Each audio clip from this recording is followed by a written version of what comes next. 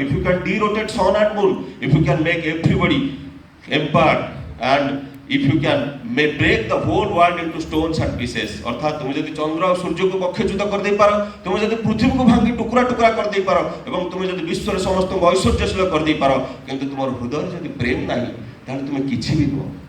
वर्तमान पृथ्वी को भांगी टुकड़ा टुकड़ा कर दे पारिबे किए? जी जिनपिंग, डोनाल्ड ट्रम्प, आउ किए आमर व्लादिमीर पुतिन, आमर आउ जणे अछंती भारतर दिग्गज नेता प्रधानमंत्री नरेंद्र मोदी, आउ जणे पंचम हेले बेंजामिन नेतान्याहू।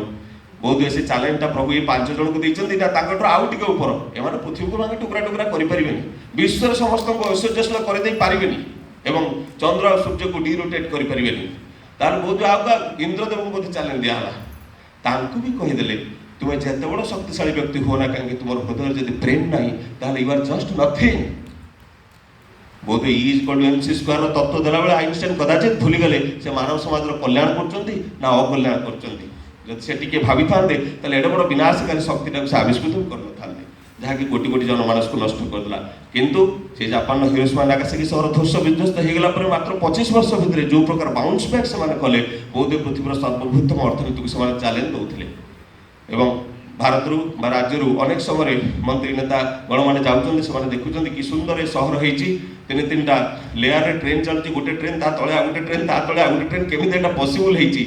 आम माननीय प्रधानमंत्री से भी जोड़ुं बुलेट ट्रेन भारत में चलुची। मु महाप्रभु को शिवाद पंकज प्रार्थना करी नीलाचल धामरू हावड़ा देकर दिल्ली जाके भी गोटे सिंकानसेन यपटे चालू, सिंकानसेन कहीं मैग्लेव ट्रेन चालू जोटा अधा टाइम आमको नहीं पुरी दिल्ली में पहुँचे दे पार।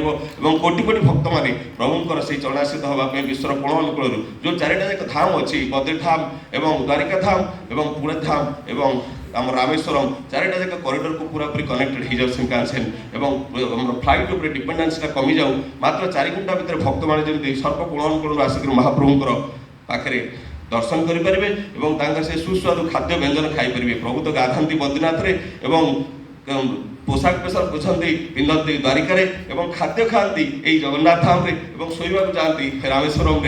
तेणु ये खाद्य खावा जगटा हूँ मनुष्यर अति प्रिय। गोटे ब्राह्मण लोक हिसाब से ब्राह्मण भोजन प्रिय खावाटा तो भारी प्रिय। मनुष्य यदि न खाइब तार जीवन अच्छी भी कौन तो धर्म।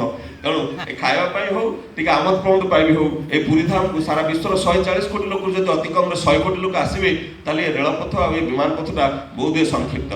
तेणु से भाई कहते बैंकक रु विमान चलुची से डायरेक्टली भी आसी पार्टी फ्लाइट लोक एवं सिंगापुर चलुची, दुबई चलुची आ मालेशिया ये 4टा कंट्री चलुची।